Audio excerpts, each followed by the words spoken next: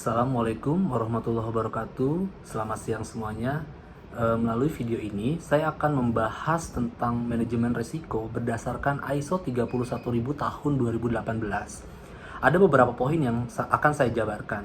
Poin pertama yaitu pengertian risiko menurut ISO 31000 tahun 2008. Apa sih risiko itu? Risiko adalah efek ketidakpastian terhadap sebuah sasaran. Artinya, di mana kejadian-kejadian di dalam perusahaan, di dalam sebuah organisasi, itu semuanya tidak ada yang pasti. Kemudian poin 2 adalah prinsip-prinsip dari manajemen resiko itu sendiri, yang tentu berdasarkan ISO 31000 tahun 2018. Ada beberapa poin di sini dengan total ada 8 poin. Yang pertama, prinsip dari manajemen resiko adalah terintegrasi. Di sini terintegrasi merupakan bagian keseluruhan dari semua kegiatan organisasi. Artinya manajemen risiko itu saling terkait dengan stakeholder yang ada. Yang kedua, terstruktur dan komprehensif, di mana yang dimaksud dalam manajemen risiko yaitu berkontribusi pada hasil yang konsisten dan dapat dibandingkan. Poin ketiga adalah dapat disesuaikan, di mana proses kerja manajemen risiko dapat disesuaikan dengan proporsi konteks eksternal dan internal organisasi terkait dengan tujuan yang ada. Kemudian inklusif. Apa sih inklusif itu? Yaitu keterlibatan pemangku kepentingan yang tepat di waktu yang tepat juga, memungkinkan pengetahuan, pandangan, dan persepsi mereka dipertimbangkan. Poin kelima adalah dinamis. Resiko yang muncul dapat berubah sesuai dengan keadaan di saat itu, mengikuti konteks eksternal dan internal organisasi. Kemudian ada informasi terbaik yang tersedia. Seluruh data untuk manajemen resiko berdasarkan pada informasi sebelumnya dan saat ini. Juga harapan di masa depan, informasi yang baik harus tepat waktu, jelas dan tersedia untuk diberikan kepada pemegang kepentingan yang berkaitan pada sebuah organisasi itu.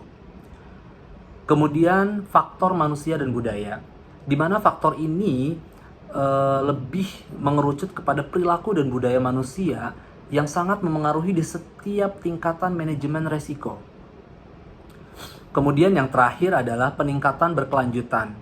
Prinsip ini meningkatkan efektivitas kerja dari manajemen risiko. Perbaikan yang dilakukan secara berkelanjutan ini menjadi siklus berkesinambungan dalam manajemen risiko. Poin ketiga yang akan saya bahas terkait manajemen risiko ISO 31000 tahun 2018 ini yaitu apa sih yang menjadi kerangka manajemen risiko?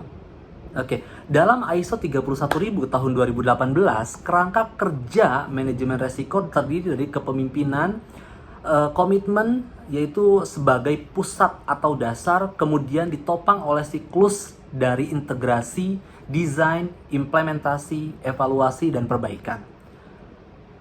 Kita akan bahas satu persatu, yaitu apa sih kepemimpinan dan komitmen dalam kerangka tersebut. Kepemimpinan dan komitmen adalah pusat atau dasar dalam kerangka kerja manajemen risiko.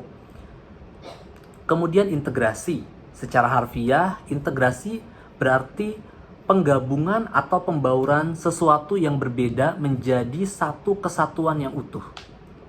Kemudian desain. Dalam kerangka selanjutnya yaitu desain merupakan perencanaan atau perancangan yang ini biasanya buat di awal sebelum implementasi.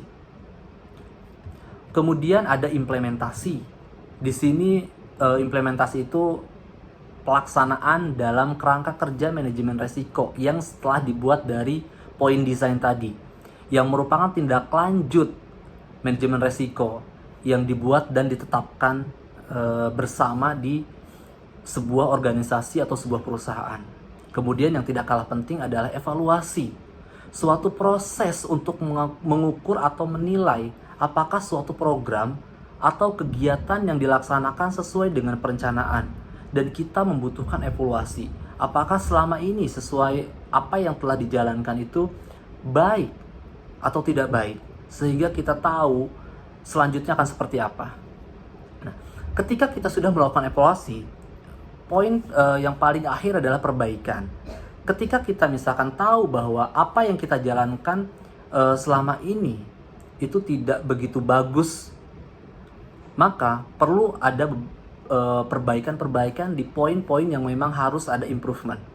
Itulah tadi merupakan poin-poin dari kerangka manajemen resiko yang harus kita jalani dan harus kita analisa supaya manajemen resiko yang kita buat itu tepat sasaran dan berkesinambungan serta melakukan perbaikan dengan terus-menerus sehingga bisa berkembang.